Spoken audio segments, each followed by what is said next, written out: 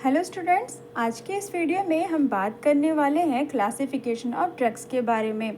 Previous video में हमने देखा था हमारा फार्माकोलॉजी क्या होती है, फार्माकोलॉजी की डेफिनेशन क्या होती है, हमारा सोर्स क्या होता है फार्मा का। देन इसके अलावा हमने कुछ फार्माकोलॉजी के टर्मिनोलॉजी के बारे में डिस्कस किया था। आज हम कंटिन्यू करने वाले हैं क्लासिफिकेशन ऑफ ड्रग।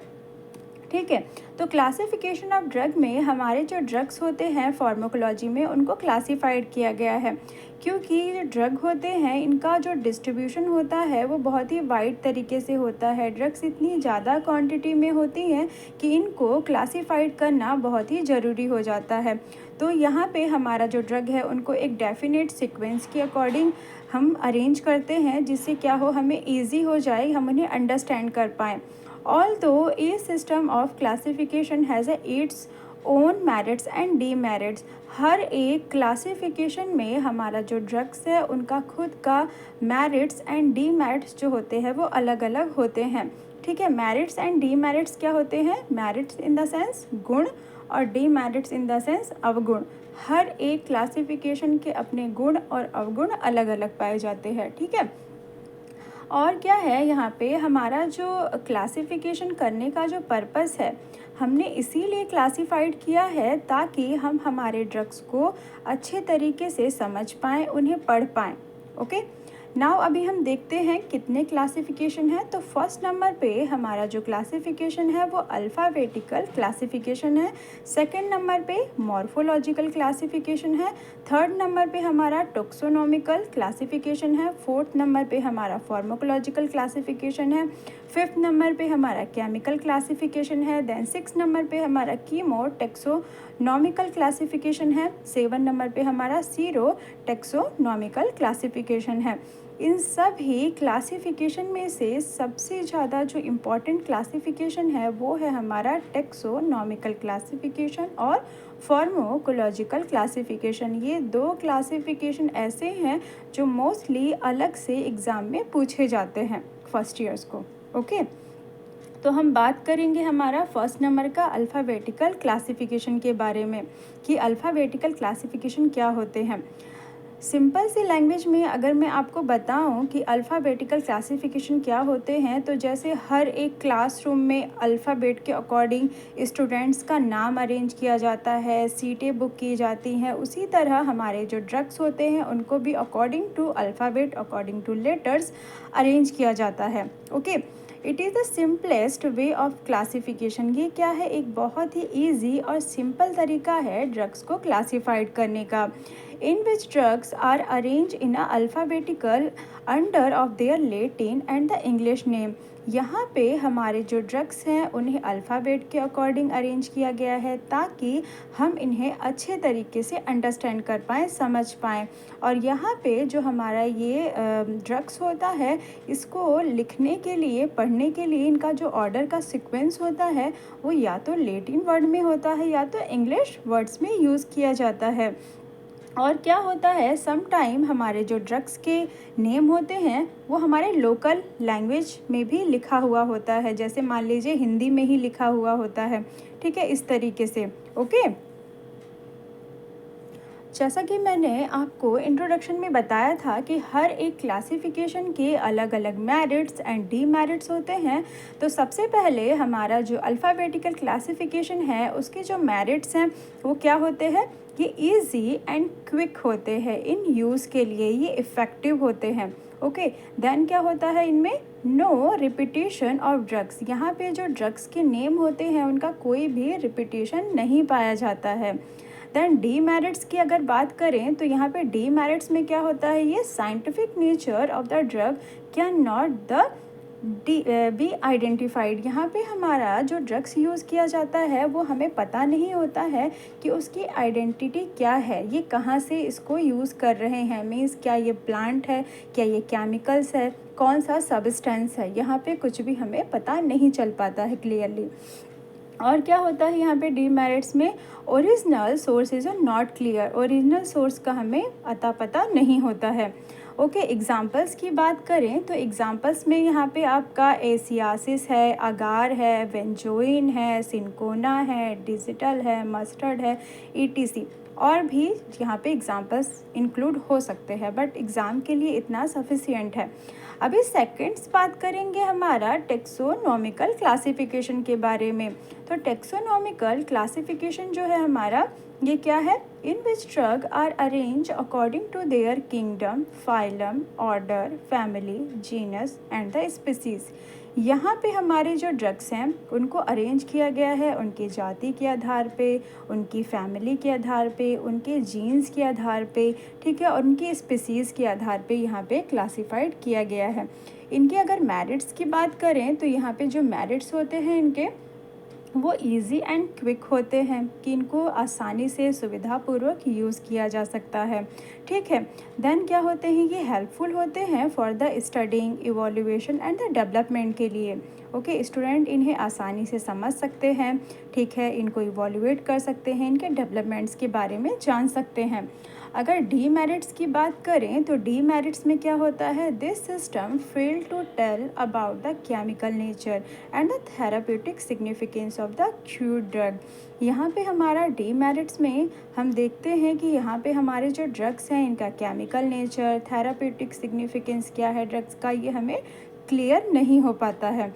और यहाँ पे अगर हम एग्ज़ाम्पल की बात करें तो एग्ज़ाम्पल्स में हमारा अगर किंगडम है तो यहाँ पे ओपियम एग्ज़ाम्पल ले सकते हैं, या फैमिली है तो लेबिएट है, स्पीसीज़ की बात करें तो यहाँ पे पेपरेटिया है, फाइलम की बात करें तो हमारे यहाँ पे एंजियोस्पर्म है, ठीक है। तो इस तरीके से हमारे यहाँ पे एग्ज़ाम्पल्स आप यूज़ कर सकते हैं। ओके, नाउ नेक्स्ट हम बात करेंगे थर्ड नंबर का। जो हमारा थर्ड नंबर का क्लासिफिकेशन है वो क्या है, मॉर्फोलॉजिकल क्लासिफिकेशन। मॉर्फोलॉजिकल क्लासिफिकेशन ये क्या होता है, in which drug are arrange according to their morphological characteristic. यहाँ पे हमारे जो ड्रग हैं ये मॉर्फोलॉजिकल के मीन्स मॉर्फोलॉजी के कैरेक्टरिस्टिक के अकॉर्डिंग जो है अरेंज किए गए हैं, ठीक है। जैसे कि यहाँ पे हमारा जो ड्रग है उसका शेप कैसा है, साइज़ कैसा है, किस प्लांट से लिया गया है या तो किसी एनिमल से लिया गया है, इस तरीके से यहाँ पे इसको हमने डिवाइड किया है। इसमें क्या होते हैं, 2 सेलुलर होते हैं, एक हमारा जो होता है वो ऑर्गेनाइज्ड होता है और दूसरा जो होता है ये अनऑर्गेनाइज्ड होता है। अगर हम ऑर्गेनाइज्ड की बात करें तो ऑर्गेनाइज्ड जो होता है ये सेलुलर होता है, मीन्स ये सेल से बना हुआ होता है, ठीक है। Drug obtain directly from the part of the plant. ये ऑर्गेनाइज्ड जो होते हैं ये हमारे जो ड्रग्स हैं ये डायरेक्टली हमारे प्लांट से यूज़ किए जाते हैं।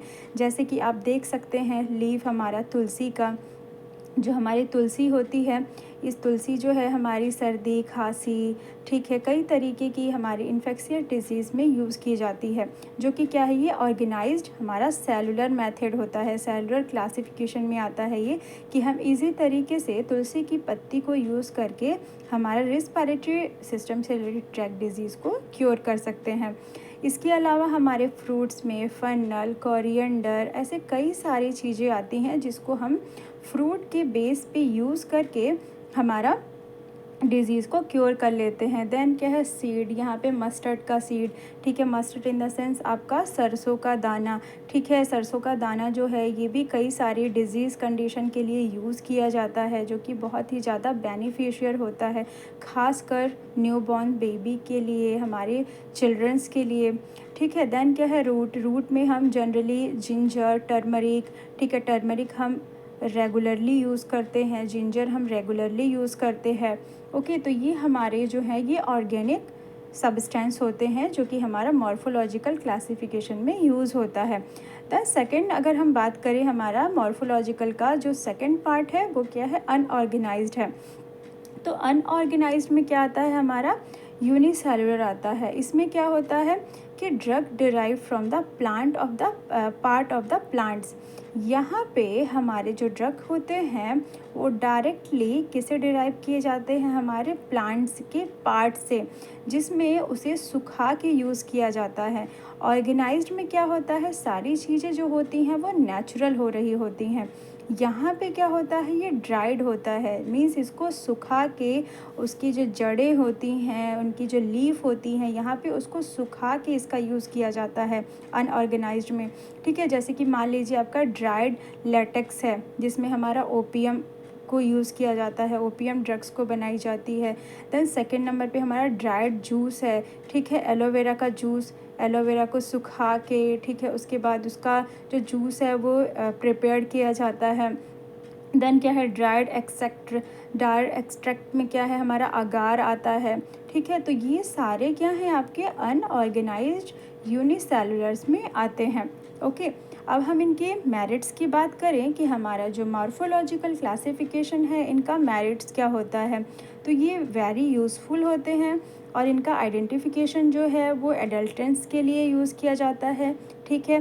देन क्या है, मोर कन्वीनियंट होते हैं फॉर द प्रैक्टिकल स्टडी, और स्टूडेंट्स को स्टडी अगर करनी होती है तो इसमें हमारे ऐसे इंग्रेडिएंट होते हैं जिनको हम इजी तरीके से मतलब प्रोवाइड कर सकते हैं, और कन्वीनियंट होता है ये हमारे स्टूडेंट्स के लिए कि वो इन्हें कहीं से भी ला के इसके मॉर्फोलॉजी के बारे में स्टडी कर सकते हैं। ओके, और हम डीमेरिट्स की बात करें तो डीमेरिट्स में क्या होगा हमारा मॉर्फोलॉजी का, कि it does not give an the idea about the chemical constituent and use. यहाँ पे हमें नहीं पता है कि ये जो केमिकल कंस्टिट्यूएंट हैं उनका यूज़ कैसे किया जाता है। ओके, अभी नेक्स्ट बात करेंगे हमारा फोर्थ नंबर का फार्माकोलॉजिकल क्लासिफिकेशन के बारे में, ठीक है। तो फार्माकोलॉजिकल क्लासिफिकेशन क्या होता है, in which drug are arrange according to their pharmacological therapeutic action.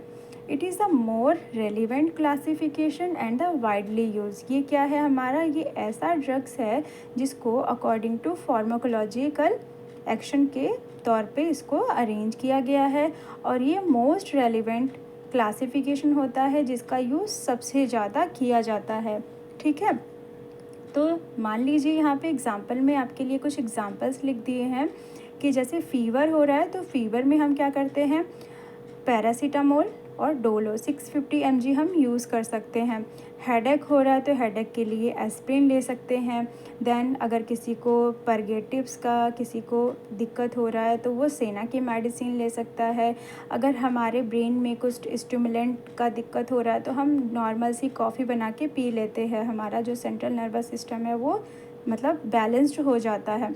Okay, अगर हम यहाँ पे मेरिट्स की बात करें तो मेरिट्स में क्या है, they classify according to their therapeutic action, so they are easy in use. ये क्या है, इसका जो क्लासिफिकेशन है वो थेराप्यूटिक होता है, और ये क्या है, इजी होते हैं यूज़ करने के लिए। कभी भी हम किसी भी शॉप पे जाते हैं, in the sense medical shop पे जाते हैं, तो इजी तरीके से ये हमें सारी जो मेडिसिन होती हैं फार्माकोलॉजिकल क्लासिफिकेशन की वो ईज़िली अवेलेबल हो जाती हैं। ओके, देन क्या है, डीमेरिट्स की अगर बात करें तो डीमेरिट्स में क्या होता है, required less of morphology, taxonomical और द केमिकल नेचर। यहाँ पे हमारा जो डीमेरिट्स है वो क्या है, रिक्वायर्ड लेस है, कि इनमें बहुत सारी चीज़ें ऐसी होती हैं जो हमारे ड्रग्स में यूज़ हो रही हैं वो रिक्वायर्ड लेस होती हैं, उनकी ज़रूरत नहीं होती है।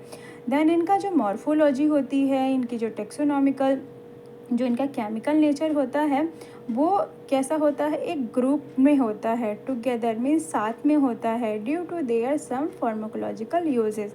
ऐसा क्यों होता है, क्योंकि यहाँ पे बहुत सारे जो मेडिसिन है वो साथ में यूज़ की जाती हैं, लोकल ड्रग्स यूज़ की जाती हैं, इस वजह से ऐसा होता है हमारे फार्माकोलॉजिकल क्लासिफिकेशन में। नाउ अभी हम बात करेंगे हमारा फिफ्थ नंबर का क्लासिफिकेशन, जो कि क्या है, केमिकल क्लासिफिकेशन है।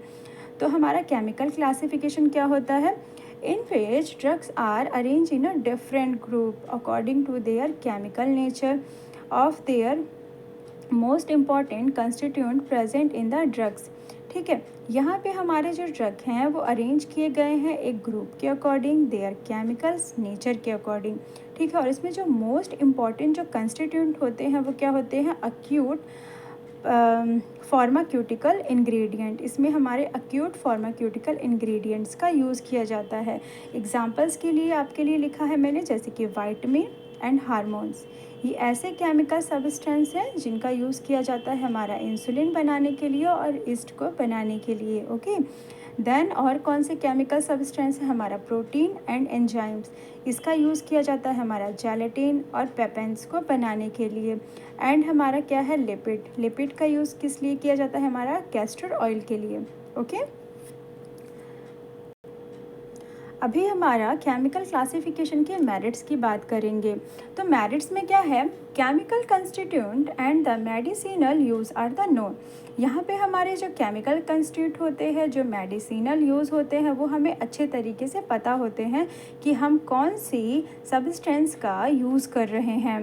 देन डीमेरिट्स की बात करेंगे तो डीमेरिट्स में क्या है, ड्रग्स ऑफ डिफरेंट ओरिजिन और are grouped together under similar chemical titles. यहाँ पे जो ड्रग्स होते हैं वो डिफरेंट ओरिजिन के होते हैं, मीन्स डिफरेंट जाति के होते हैं और बहुत सारे ग्रुप में होते हैं, जिसको हम इजी तरीके से जो है वो इनका टाइटल नहीं दे पाते हैं।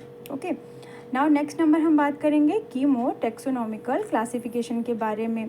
तो ये क्या होते हैं, in this classification the equal importance is the given for the taxonomical status and the chemical constituent। यहाँ पे जो हमारा क्लासिफिकेशन है वो बहुत ही इक्वल इम्पॉर्टेंट क्लासिफिकेशन होता है, जिसमें हमारा जो टेक्सोनॉमिकल स्टेटस होता है केमिकल कंस्टिट्यूएंट का, उसको हम किस तरीके से प्रेजेंट कर सकते हैं। तो यहाँ पे क्या है, ओलियोरेसिन, जिसमें हमारा generally occur among the piperaceae family के लिए यूज़ किया जाता है।